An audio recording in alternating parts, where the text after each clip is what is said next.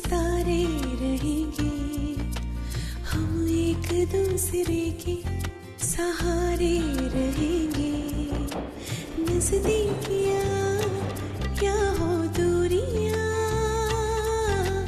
बस प्यार ही रहेगा दरमियाँ। राह में नहीं धूप का हम, ठंडी छाया देगा हरदम। पवित्र रिश्ता, पवित्र रिश्ता, तेरे मेरे मन का। पवित्र रिश्ता, पवित्र रिश्ता, तेरे मेरे मन का। आइए, कमाल है ये तो। आप दिन भर से घर पर हैं, किचन में, और अभी तक खाना नहीं बना। सही कहा वही नहीं आपने। ऐसी कामचोर नौकरानी को तो निकाल ही देना चाहिए।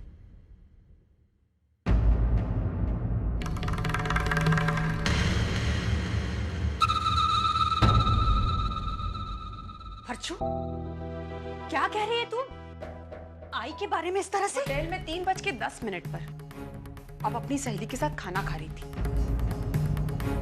और अपनी सहेली को भी यही बता रही थी कि मैंने अपने घर पे एक ऐसी नौकरानी रखी है जो बिना पगार के मेरे घर काम करती है, जिसे सारी दुनिया सास के नाम से पहचानती है ना?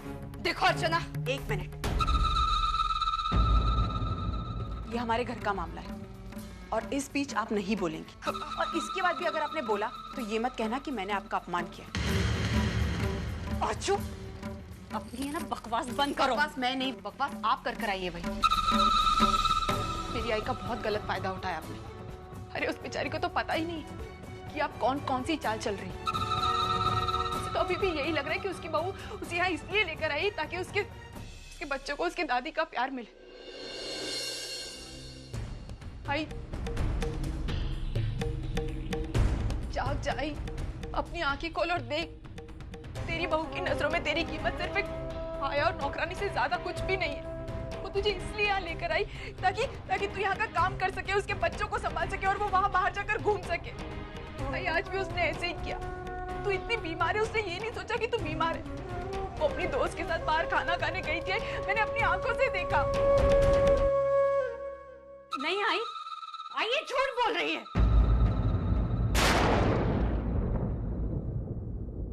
अरे बप्पा से डरिए बहनी, जिस दिन उसकी लाठी पड़ेगी ना, उस दिन आवाज नहीं निकलेगी, सीधा आपको आपका परिणाम दिखेगा।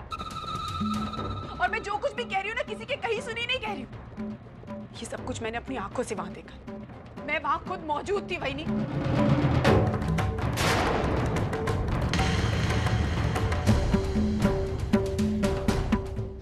ये क्या कर रही है आप?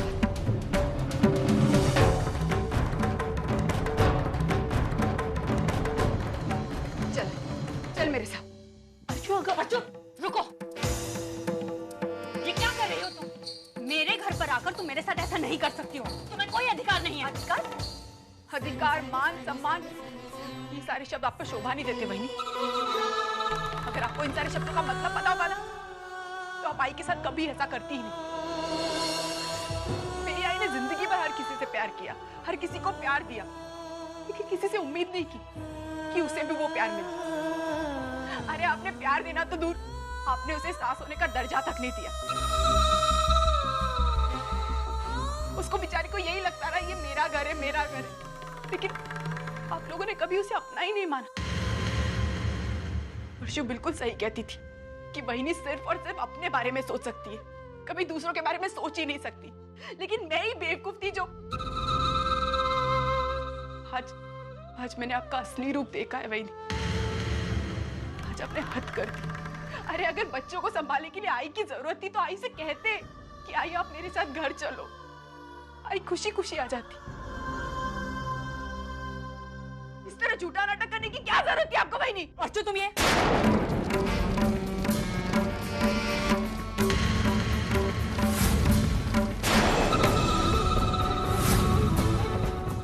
अब ये क्या नाटक है? मेरी आई ने यहाँ नौकरी की है ना, पगार चाहिए मुझे उसकी।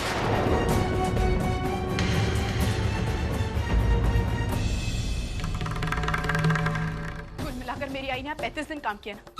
35 दिन तक वो यहाँ खाना बनाती रही, उसका 400 रुपया।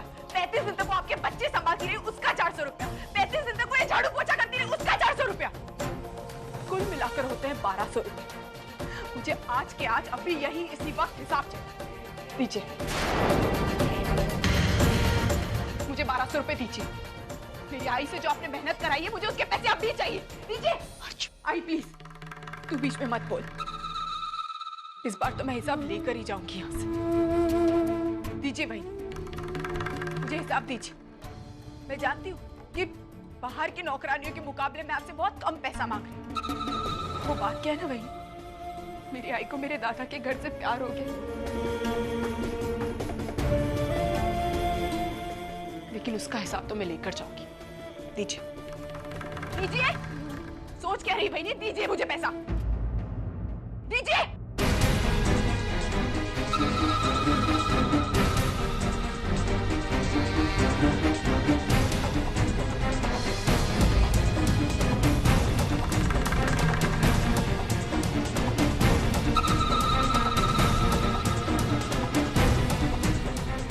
थैंक यू वेरी मच बहन। चलो।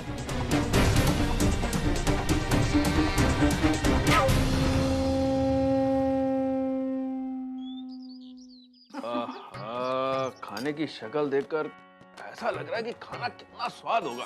थैंक यू बाबा। वर्षा, कुछ भी कहो ना, बस आई। तुमने अपनी आई से जो खाना बनाना सीखा ना, इसका कोई तोड़ नहीं। सच में वर्षा, सुलोचना ताई के हाथ के खाने की ना तो बात ही कुछ और है। अरे जब हम रिश्ते की बात तय करने गए थे ना घर पे, तो उन्होंने बैगन की सब्जी बनाई थी। उसका स्वाद तो आज तक मेरी जुबान पे है। वो तो आई की स्पेशलिटी है। पर ताई है कहाँ वर्षा? अभी भी विनोद के घर पे है, वापस आ गई अपने घर पे? नहीं, वो अभी तक वहीं है। वर्षा, तुम इतनी उदास क्यों हो? विनोद के घर में कुछ प्रॉब्लम है क्या?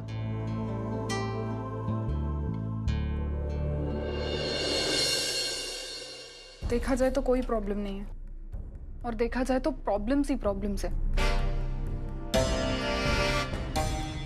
मतलब? आई को उनके घर ले जाने के पीछे वहिनी और उनकी आई की क्या चाल है ना, मैं अच्छी तरह जानती हूँ। लेकिन आई बेचारी इतनी भोली है कि कुछ समझ ही नहीं पाती, या फिर वो समझना चाहती नहीं है। मैं जानती हूँ ना, वहां पर उसको काम वाली बना के रखा होगा वहिनी ने। मैं और वैशु इतना मना कर रहे थे, बोल रहे थे मत जा, क्यों जाना है वहां पर, लेकिन नहीं, हमारी तो सुननी ही नहीं है। चली गई और अब पता नहीं वहां पर क्या होगा। अरे क्यों इतना नेगेटिव सोच रही हो तुम? हो सकता है मंजू बदल गई हो। नहीं, वहिनी कभी नहीं बदल सकती। वो आई का सिर्फ इस्तेमाल कर रही है, और ये बात जब तक आई जानेगी ना, तब तक बहुत देर हो चुकी होगी।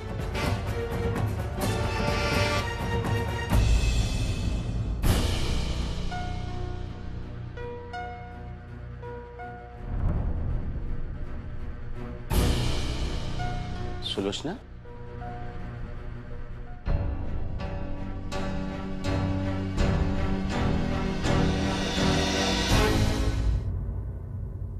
सुलोचना, तुम अचानक यहाँ?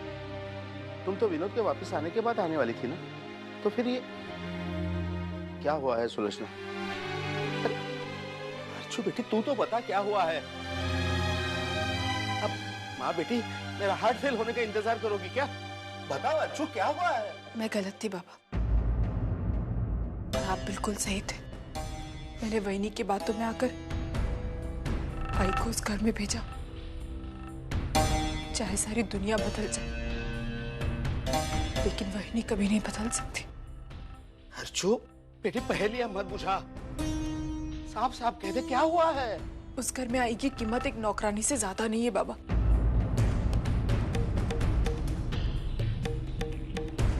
वहिनी आई को यहाँ से इसीलिए ले गई ताकि वो वहां पर आई से काम करा सके।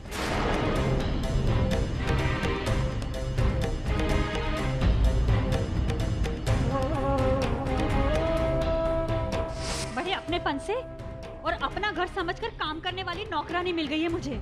अच्छा, वो भी फ्री ऑफ कॉस्ट। किसकी बात कर रही है तू? किसकी? अपनी सास की। ये सब कुछ मेरी वजह से हुआ, सिर्फ मेरी वजह से। मैंने बहनी के झूठे आंसुओं को उनके जज्बात समझे और आई को उस घर में भेजा। मैं ही गलत हूँ, मेरी वजह से सब कुछ हुआ। नहीं बेटा, जो हुआ उसके लिए और कहीं नहीं। मैं खुद जिम्मेदार हूँ। मैं अपने बेटे के प्यार में बह गई थी, जज्बाती हो गई थी। मैं तो यही सोचकर वहां गई थी कि हम भले तो जग भला। सोचा था कि अपनी अच्छाई से अपनी बहू का मन बदल दूंगी, लेकिन अब पता चला कि दुनिया अच्छाई को नहीं, फायदे को ज्यादा महत्व देती। तुझे पता है अर्जुन, वहां जाकर कुछ दिनों के बाद मुझे ऐसा लग रहा था कि जो कुछ हो रहा है वो सही नहीं है। मंजू के स्वभाव में जो बदलाव हो रहा था वो मैं महसूस कर रही थी, लेकिन मैंने देखकर भी अनदेखा करना शुरू कर दिया। बिना किसी उम्मीद के सब पर प्यार करती रही और उसके बदले में मुझे ये सब मिला।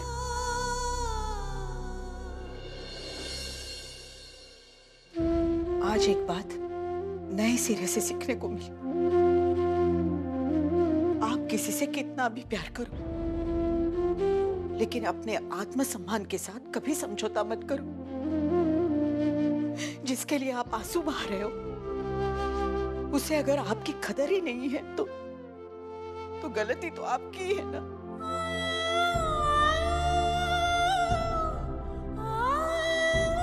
बस अब तो रो मत आई। बहनी को हमारी कोई कदर नहीं है ना सही। तो हम भी अपना बहनी की तरफ रवैया बदल देंगे। जो अपने स्वार्थ के लिए अपनों को खो देते हैं ना, ऐसे लोग बहुत बदकिस्मत होते हैं और बहनी भी उनमें से एक है। मुझे तो यकीन ही नहीं आ रहा है, वो वही अर्चना है जिसके मुंह से एक शब्द भी नहीं निकलता था। बड़ी सहमी सी बिल्ली की तरह रहती थी, वो अचानक शेरनी बनकर दहाड़ने कैसे लगी? मुझे तो लगता है नौकरी और पैसे की मस्ती चढ़ी है उसे। भाई तो छोड़ना, मैं उस अर्चना को बहुत अच्छे से जानती हूँ। उसकी मर्जी के खिलाफ ना तो कोई उससे कुछ करवा सकता है, नहीं कुछ बुलवा सकता है। लेकिन आई मैं तो सिर्फ ये बात सोचकर घबरा रही हूँ कि जब विनोद वापस लौट कर आएगा और उसे इस बात का पता चलेगा तो वो कैसे रिएक्ट करेगा। मंजू, घबराने की कोई जरूरत नहीं है। विनोद को क्या कहना है, कैसे कहना है, ये तुम मुझ पर छोड़ दे। मैं सब कुछ मैनेज कर लूंगी। डरना मत दो। Relax, just relax.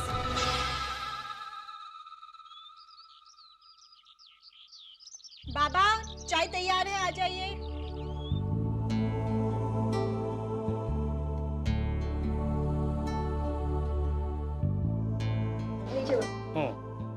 मानव, तूने दवाई ली?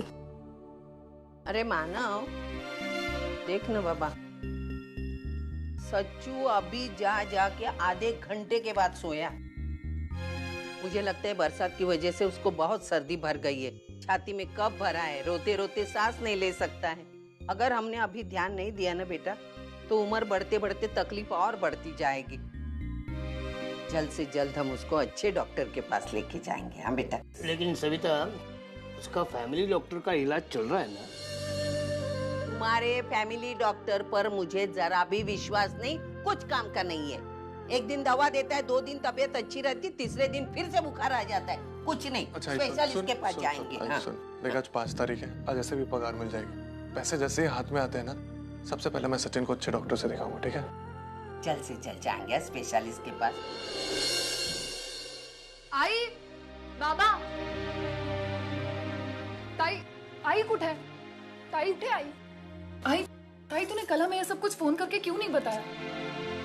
अरे बाबा, मैं तुम लोगों को फोन करने वाली थी, लेकिन बहुत देर हो गई थी और फिर मैंने सोचा कि तुम लोगों को फिल्म देखने भी जाना है, तो क्यों मैं तुम लोगों को डिस्टर्ब करूं। लेकिन फिर भी ताई।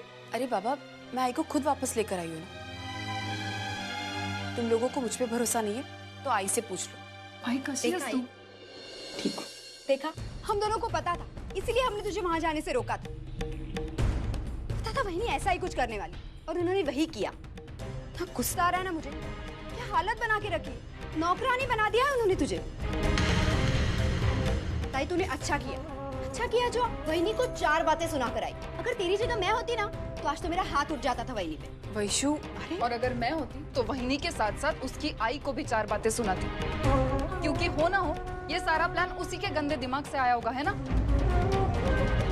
आणि आई, आता प्लीज तू आमची एक गोष्ट आहे, इसके आगे अगर उन लोगों के साथ डील करना होगा तो हम लोग करेंगे, क्योंकि तेरे भोलेपन का गलत फायदा उठाते हैं वो लोग।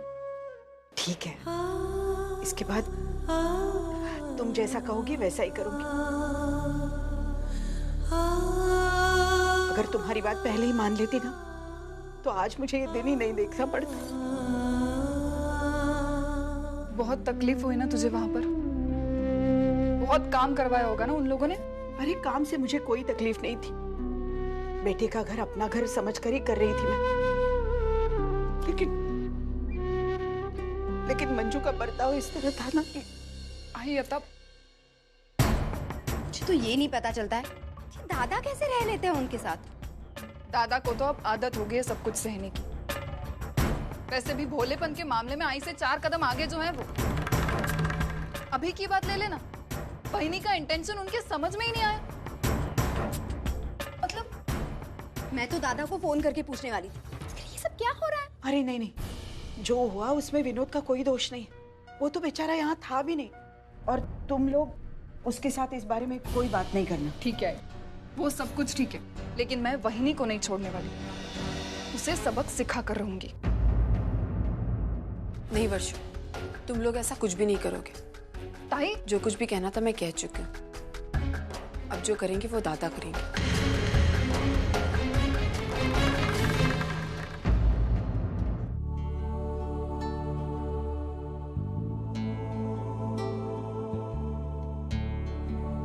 अरे मानव, अच्छा हो तू यहाँ मिल गया। मैं तेरे पास ही आ रहा था। क्यों, क्या हुआ? धर्मेश सर तुझे बुला रहे हैं, कुछ जरूरी काम है। वो जयवंत साहब के केबिन में है।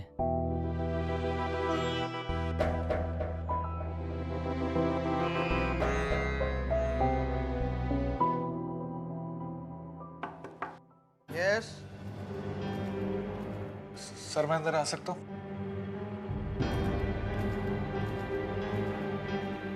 आओ मानव, बैठो। नहीं सर, ठीक है, आपने मुझे बुलाया।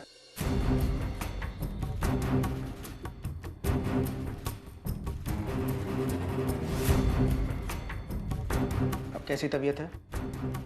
सर अभी ठीक है, मशीन पर काम कर सकता हूँ। तुम कंपनी में फिर से काम करने के काबिल हो गए हो, अच्छी बात। लेकिन मानव, मुझे नहीं लगता अब ये कंपनी तुम्हें ज्यादा देर तक अपने साथ बेयर कर पाएगी। मतलब सर, मैं कुछ समझा नहीं। मैं साफ शब्दों में समझाता हूँ। मानव, पिछले 10-15 दिनों में जो कुछ भी इस कंपनी में हुआ है उसकी वजह से मैं बहुत डिस्टर्ब हूँ। कंपनी का रेपुटेशन स्पॉइल होते हुए मुझे साफ दिख रहा है मानव, और ये मैं बर्दाश्त नहीं कर सकता। मानो, मैं मानता हूं कि प्रकाश ने अर्चना के साथ बदसलूकी की, और इसीलिए मैंने प्रकाश को नौकरी से निकाल दिया। क्योंकि तुम भी उतने ही दोषी हो मानो। अब मैं तुम्हें जॉब पर रखता हूं तो ये प्रकाश के साथ अन्याय होगा। गलती तुम दोनों ने की है, डिसिप्लिन तुम दोनों ने तोड़ा है, तो सजा भी तुम दोनों को बराबर मिलनी चाहिए। मैंने ये फैसला किया है मानव कि तुम्हें अभी इसी वक्त नौकरी से निकाल दूं।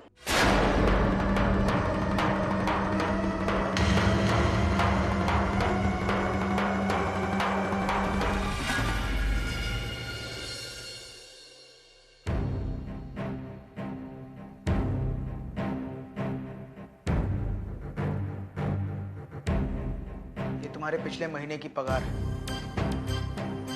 इस महीने भी जितने दिन तुमने काम किया उसकी पगार भी इसमें जोड़ दी गई और पिछले 4 दिन की तुम्हारी छुट्टी भी विद पे कर दी गई और आज की पगार भी इसमें शामिल है। वैसे ये जरूरी नहीं है कि तुम आज का दिन भरो, तुम अभी भी जा सकते हो।